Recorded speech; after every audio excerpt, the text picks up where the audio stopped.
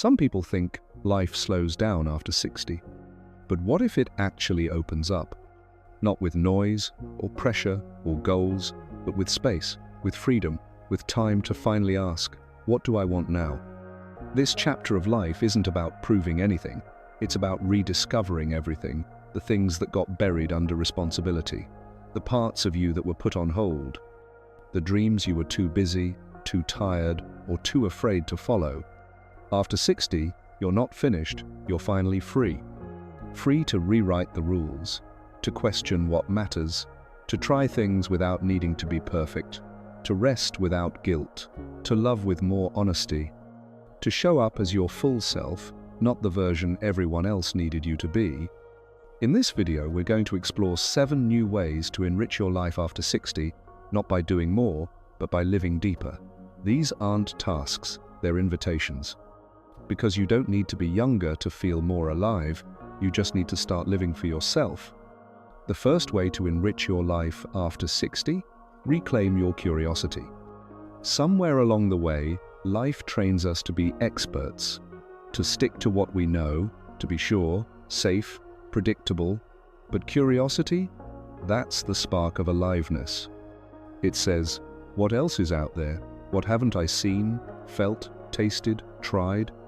Curiosity isn't just for kids. It's for anyone who wants to stay awake in their own life. Try something new, even if it's small. Read a book in a genre you've never touched. Ask questions you've never asked. Take a different route home, visit a new place, learn a new recipe, or just sit down with someone and say, tell me your story. Curiosity keeps the mind flexible, the heart open, and the soul lit up. And here's the beautiful part.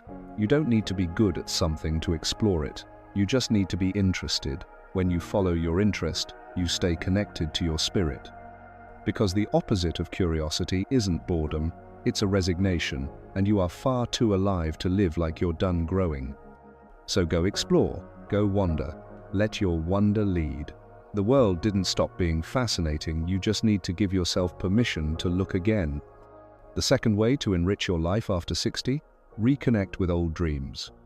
There are things you used to love, ideas you once imagined, passions you quietly tucked away while life demanded your attention elsewhere. Work, kids, bills, caregiving, and survival. Now you have something you didn't have back then, space. And maybe it's time to go back. Dust off the dream, revisit the thing you said you'd do someday, write the book, take the class, start the project, learn the language, play the piano, dance again, or for the first time. Old dreams don't expire, they just wait for you to be ready. And maybe now, you finally are. You're wiser now, less afraid of failing, less concerned with what people think, more in touch with what actually matters to you. You don't have to go back to being who you were, but you can go back and reclaim what lit you up. Because joy isn't just in discovering new things, it's also in returning to something that once made you feel like you. So go back, pick it up, reconnect. Not because you have to, but because you still want to. The third way to enrich your life after 60, create more than you consume. It's easy to get stuck in consumption mode, scrolling, watching, reading, listening, and sure, some of that is inspiring. But if all you do is take things in, your mind fills up, while your spirit feels empty. Creation doesn't have to be big or perfect, it just has to be real. Write a page in a journal, cook a new dish, paint, sing, build, craft, teach, tell a story. Send a handwritten letter, make something that didn't exist before you touched it. When you create, you're not just passing time, you're participating in life. And creativity isn't about talent. It's about expression. It's about choosing to say, I'm still here. I still have something to give. The world doesn't need more content, it needs more connection. And your creations, however small, carry your fingerprint, your perspective, your life. So next time you reach for the remote or your phone, pause. Ask yourself, what could I create instead? Because the more you create, the more alive you feel. And at this stage in life, aliveness is the most important metric of all. The fourth way to enrich your life after 60, deepen one relationship, you don't need a massive social circle. You don't need constant plans or dozens of calls. You just need one person you can be real with. One person who listens without fixing, who remembers your stories, who sits with your silence, who knows the sound of your truth, even when you don't say a word. It could be a partner, a friend, a sibling, even a neighbor, or someone new. The depth of the bond matters more than the label.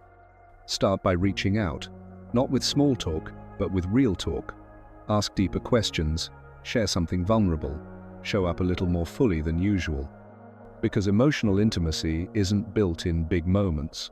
It's built in consistently, tiny acts of trust and care stacked over time.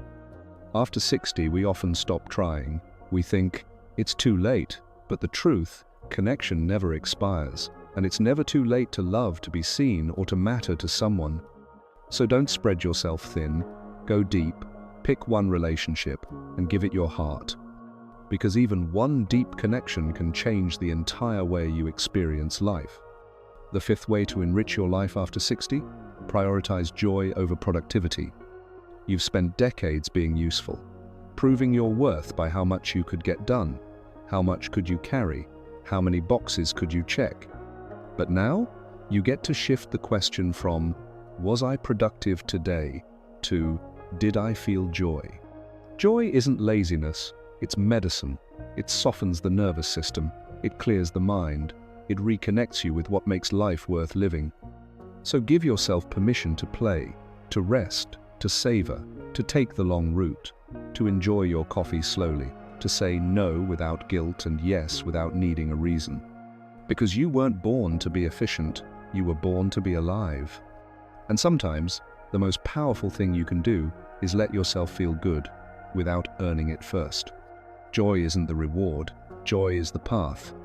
And the older you get, the clearer this becomes. A full calendar doesn't mean a full heart, but one small moment of real joy, that can fill you for days. So, stop rushing, let joy lead, and trust that your life doesn't have to be packed to be powerful. The sixth way to enrich your life after 60? Give your wisdom a voice. You've lived, you've learned, you've felt deeply, failed gracefully, loved hard, lost things, rebuilt yourself more than once. That experience, it's priceless, but only if you share it. Your wisdom isn't meant to stay locked inside your mind. It's meant to ripple, to guide, inspire, ground, and remind others of what matters. Write the memoir, leave voice notes for your grandkids, mentor someone, teach, speak up in a group, share your story, even the parts that felt too ordinary to mention. Because what's ordinary to you might be life-changing to someone else. There's a reason every culture used to have elders, not just to observe, but to offer, to pass down not rules but truths, the kind only time can teach. And you don't need a stage, you don't need to be a public speaker or a published author. You just need to be willing to speak from your heart, to trust that your life carries weight, not in what you've achieved, but in what you understand. Your voice matters. Let it echo. Let it land where it's needed. You never know who it might light up. The seventh way to enrich your life after 60? Redefine success as presence. For decades, success probably meant results, money, achievements, roles, and checklists. But now, real success looks like being here, fully here. Not multitasking through conversations, not rushing from one thing to the next, not waking up to the past or bracing for the future. Just being where you are, with the people you love, in the body you have, inside this one unrepeatable moment. Presence is more than mindfulness. It's a decision. It says, I'm not missing my own life anymore.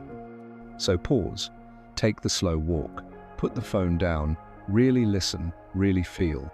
Breathe into this moment, not the one you wish you had, not the one you're trying to avoid, this one. Because this is where peace lives, this is where meaning lives, and this is the one place life is actually happening. Redefining success doesn't mean lowering your standards. It means raising your awareness and realizing that presence is the prize. It's not how much you do, but how deeply you live it. And presence? That's how you turn any moment into gold. So, stop chasing the next thing. Start sinking into the now.